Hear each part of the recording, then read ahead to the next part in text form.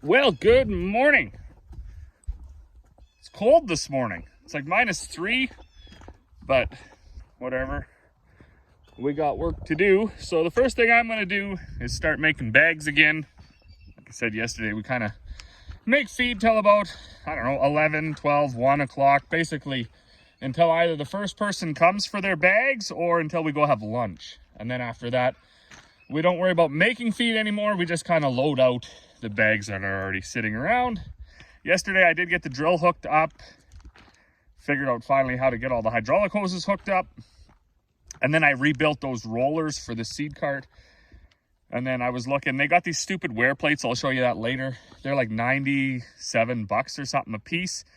And then I was on the internet and they said, well, just get stainless steel replacement ones. They're $200 and some a piece, but then you never have to replace them again. So I just ordered those this morning. So they'll be in a, I don't know, probably next week, but I do have, I can get going anyways if we do get the drill full today or tomorrow. But for now, I'm going to start these machines up and make some feed. Well, good afternoon. So bags are made and tags are in things. Mill is shut off. It is 12:30. I was just in, I had lunch. And now I'm heading up. I'm going to grab that 4440 with the blade. There's a tree that fell across the road, so I'm going to go push it off the road. And then I'm going to go down and get the air drill cart. So last year we had already seeded about 200 acres by today. And I believe that was the earliest we ever started. So we are 200 acres behind last year, but we're about a week ahead of normal years because lots of years we don't even have the drill hooked up yet. Still in a snowbank somewhere. And then some more things we got to do yet today. Unhook that back trailer of Carl. Sweep out the front trailer. Maybe go to town and get some fertilizer. Get a wheat blend. Sweep out that brown single axle truck. Put a couple hundred bushels of wheat on it. And then see where we go with all this stuff. I doubt we'll hit the field today. Corey had a agricultural meeting-ish thing in town this morning. So she was off, which was okay because she could pick up some parts for us. A couple more things we need for the drill and whatnot. So mother is out here still tending to a couple of sick babies. And then also making me lunch, which is nice.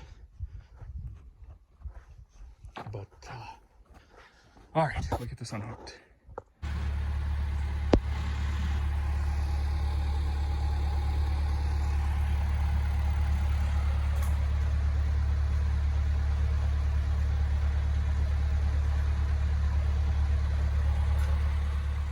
Well, good evening. So I don't even know what I was at today. I did make a few bags, loaded out a ton of bags. We finally did get the cart, got it hooked up. So we had done all the hoses last year. Those secondary hoses, those black ones, they don't need to be done actually all that often. They have pretty good longevity. These big ones, every loop, it's like it's getting sandblasted all day, as you can imagine. So it, and I think that's where the most velocity is. And then by the time it hits the manifolds, it basically just falls out, the black one. So anyways, they're pretty good. I'm not even sure what I got for depth on this thing. Let's check that out. Every notch is a 1/4 inch. That's probably good seeding depth. I'll probably seed my wheat at that because she's working it. Might go a 1/4 inch deeper. I don't know. These are kind of crazy. You got to undo the nut on every single shank, but it's okay. Tips, still good. We don't put lots of acres on our drills. We're not a bajillion acre farm. I was pretty impressed that all this fired right up. I don't know, squealing in the cab, and I don't know if that was changing the filters or not, but anyways, knock on wood, I think we're going to be off to a pretty good start. I found a battery to go in there. I ordered up new stainless steel wear plates or whatever. So they had basically the similar thing from our old 2320 cart. That's what they used to have. And these, you couldn't even replace the rubbers. You just had to replace the whole aluminum piece. Then they upgraded obviously to these ones, and now you can replace the rubber or the plastic, but you see it's brittle and it falls off all the time anyways. So when I was online, someone was saying, oh, just get the upgrade from George's Farm Center in Alberta. So I ordered those this morning.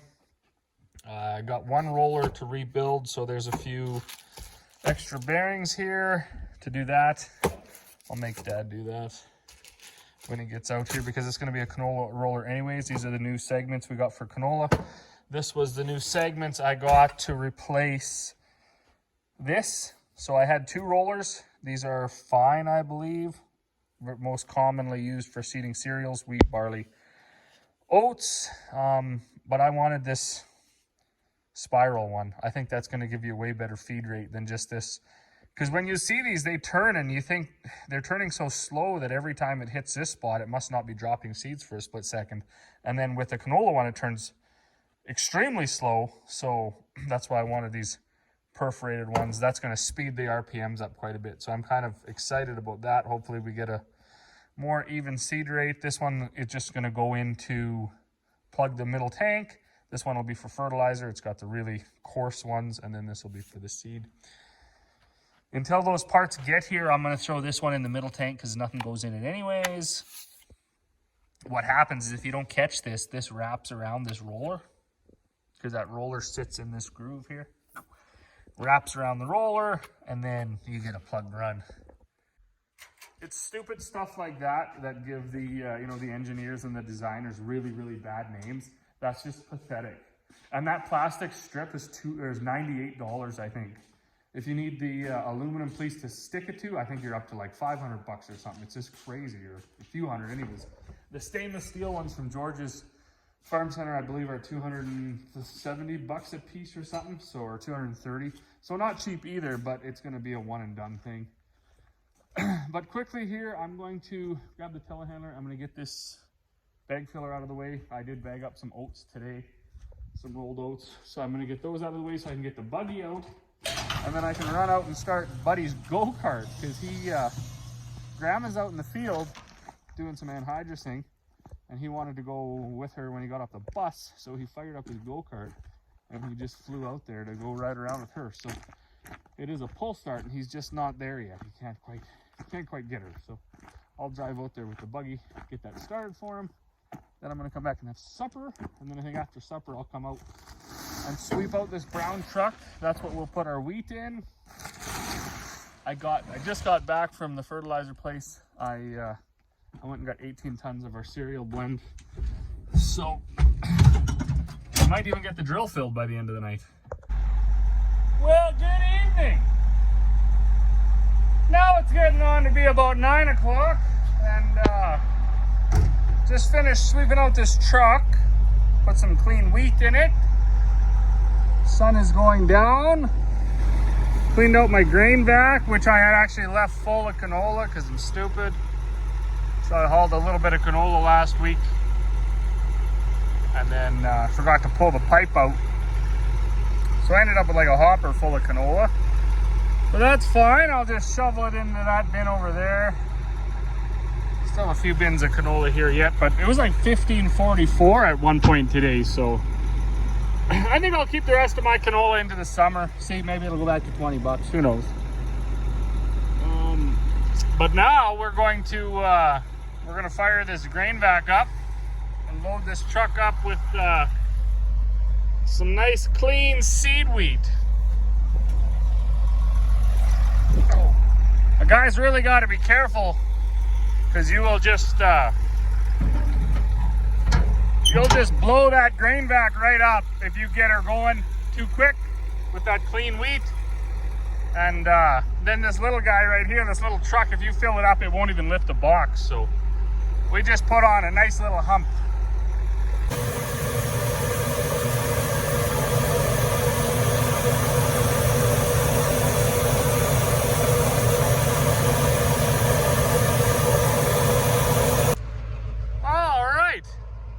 That's done. And yes, we still use our grain vac for everything, even loading the seed into the trucks. So we do have this auger we got like 2 years ago. It does work. It's fast enough for loading trucks or whatever. It's awkward because it doesn't have a mover. So you need to go get a quad or some help, because we don't have a nice manicured yard. So you're always fighting over a rut or a rock or something. And they're quite heavy. I mean, the stuff's getting bigger and bigger and bigger. But the grain vac, yeah, it's hooked to a power unit.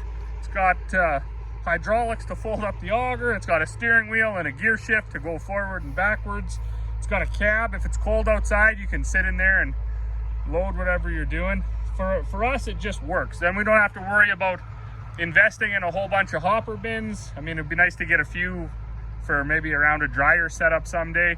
But with as quick as it loads, even out of our 27-foot bins, it's no big deal. When you get down to that last 40, 60 ton in the bottom of those big bins, yeah, there's definitely a little bit of manual labor walking around with the vac part and the hose, and it does slow down to maybe about an hour to load a Super B. But for the cost of them versus the cost of hopper bins, we make it make sense. It is a little bit more maintenance. I've made some videos kind of complaining about the poor quality or whatever of the VRX. We had, I think, a 2700 before, and that was actually a better unit. We hardly did any work on that. This we've done lots of things. I've talked about it several times, including that big fan and that drum inside and the flighting and the bearings and the drive dogs. Anyways, all sorts of stuff. But if you do keep it up, you keep it maintained, spend the money, it's an amazing machine. It loads fairly quick. Oh, well, I hate to be that guy, but I mean, it's not even day one into seeding and I am wiped. Like, I'm exhausted. So I did finally get all this hooked up. I'm pretty sure it's right, but I gotta read in the book here now because I don't remember, and maybe, I don't know, maybe there's somebody out there that is an expert in hydraulics. Does it matter if it's pushed forwards or backwards? You know what I'm saying? So, for instance, the fan. Like, if you hook it up backwards, the fan will spin backwards. So you can just push the lever the other way and it'll spin the right way. Does it matter, like, if you pull it back? Because there's a button here on this one for a motor function. And I would assume if you're running a hydraulic motor for your fan, you'd want to pull it back and have the motor function on. What that changes is way beyond me. I have no idea.